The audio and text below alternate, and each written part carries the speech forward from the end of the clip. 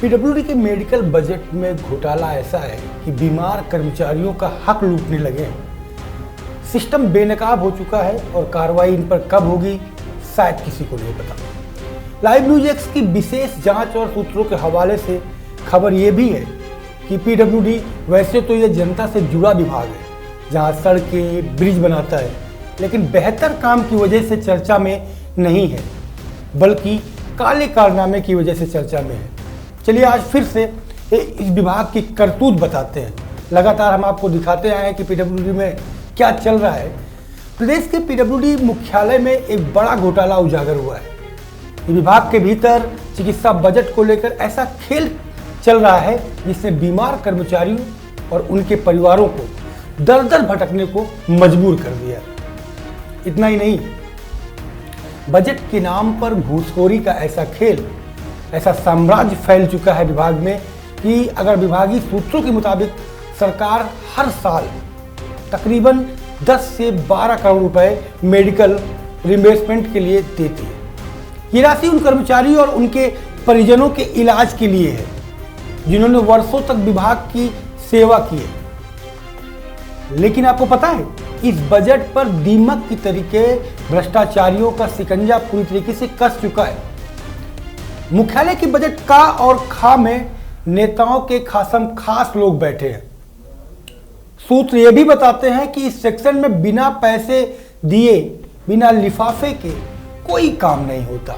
इस मौके पे एक शेर याद आता है कि हक के कागज जल गए, लिफाफे बिक गए, बीमारियों से पहले ही अरमान सड़ गए।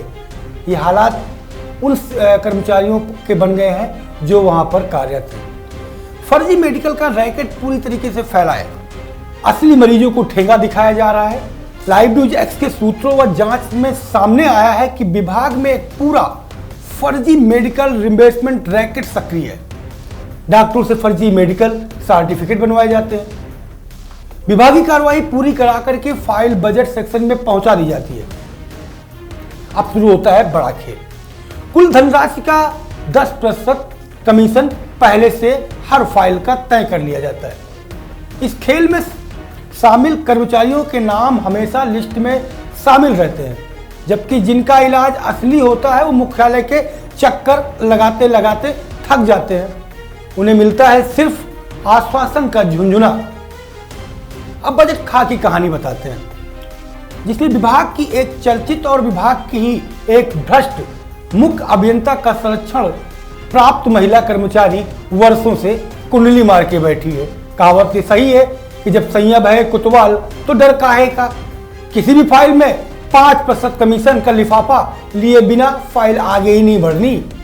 इतना नहीं, अगर पीड़ित कर्मचारी बजट लेने के एवज में लिफाफा देने में नानुकुर करता है तो विभाग के उस भ्रष्ट मुख्य अभियंता, जिनका फोन उस खंड के अधिकारी को जाता है और उसे प्रमुख सचिव के नाम पर धमकाया जाता है, डराया जाता है। आप समझ सकते हैं, एक बड़े अधिकारी का फोन, एक छोटा कर्मचारी इतने बड़े अधिकारी के फोन के बाद मानसिक हालात क्या हो जाती होंगी। महसूस करिए जरा।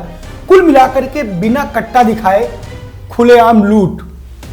इतना ही नहीं, अगर किसी कर्मचारी ने अगर शिकायत की तो पहले तो शिकायत प्रमुख अभियंता के पास तक पहुंच भी नहीं पाएगी, और अगर पहुंची भी क्योंकि सेटिंग इतनी मजबूत है कि प्रमुख अभियंता का निजी स्टाफ शिकायत को दबा देगा, बल्कि बजट खा के विभाग के संबंधित महिला को भी बता देगा।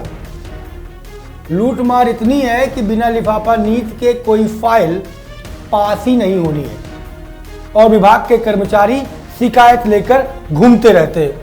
उदाहरण है, महज कुछ दिन पहले जारी हुई एक मेडिकल जो बजट है पास कर्मचारियों की सूची जारी हुई, लेकिन उन तमाम लोगों का नाम नहीं है जो वास्तविक रूप से पात्र हैं।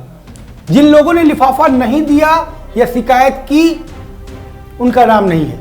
आइए सुनाते हैं ऐसे ही एक पीड़ित का दर्द जो बिना नाम बताए बताता है कि किस कदर की लूट जो है वो पीडब्ल्यूडी में चल रही है। सुनिए। देखिए, लोक निर्माण विभाग में केवल तानाशाही चल रही है। इसमें जो बाबू हैं वो सब पैसे के बिना कुछ कर नहीं पाते हैं। उनको हर मामले में पैसा चाहिए। मैंने अभी पिछले वर्ष अपनी पत्नी का उपचार कराया है, इलाज कराया है। जिसका बजट मैं सैंक्शन कराने के लिए जाता हूं बाबू के पास, तो बाबू का कहना है कि मुझे मुख्यालय HOD के पास जाकर के बजट देना पड़ता है 10%। 10% देने के बाद आपको बजट मिलेगा, अन्यथा आप बजट लेते रहिए, घूमते रहिए। अब ये बताइए, मैं अपनी पत्नी का इलाज करा के वैसे भी खाली हो चुका हूँ, खाली होने के बाद मैं अब इनको 10% और दूँ, तो मैं खाली यही करता रहूँगा? इसी के लिए मैं नौकरी कर रहा हूँ यहाँ पर। जब भी मैं अपने डिवीज़न में जाता हूँ तब बोलते हैं कि दौड़ते रहो, इसी तरह से नहीं हो पाएगा जब तक आप 10% नहीं दोगे। मैंने इसी के लिए शिकायत की। शिकायत एप्लीकेशन में मैंने अपना नाम नहीं डाला। नाम इसी के लिए नहीं डाला कि अगर आज मैं नाम डालता हूँ तो कल को मेरा बजट तब तो मुझे मिलने से रहा। विभाग की ही एक पूर्व और प्रमुख अभियंता की व्यवस्था ध्वस्त हो चुकी है। प्रथम आगत प्रथम प्रदत्त का नियम खत्म हो चुका है। एक पूर्व प्रमुख अभियंता ने इस प्रक्रिया को पारदर्शिता में लाने के लिए रजिस्टर सिस्टम शुरू किया था, जिससे जिलों से आए सभी मेडिकल बजट पत्रों को डेट वाइज दर्ज करके प्रथम आगत प्रथम प्रदत्त के आधार पर बजट जारी होता था। लेकिन मौजूदा सिस्टम में वो नियम हवाई हो चुका है। उसके पीछे लूट के बड़े कारण हैं। कारण यह है कि अभियंता, जो प्रमुख अभियंता और प्रमुख सचिव अब इस ब्लैक होल को क्लीन कर पाएंगे और पीड़ितों वर्तमान प्रमुख अभियंता विकास अशोक कुमार द्विवेदी के सामने अब सबसे बड़ा चुनौती और सवाल यही है कि क्या वो इस घूसखोरी और फर्जीवाड़े पर लगाम लगा पाएंगे या फिर बीमार कर्मचारियों का खून चूसता रहेगा। ये तंत्र यूं ही चलता रहेगा क्या?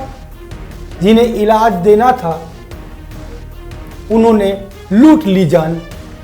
कब तक यूं ही बिकता रहेगा इंसान का ईमान?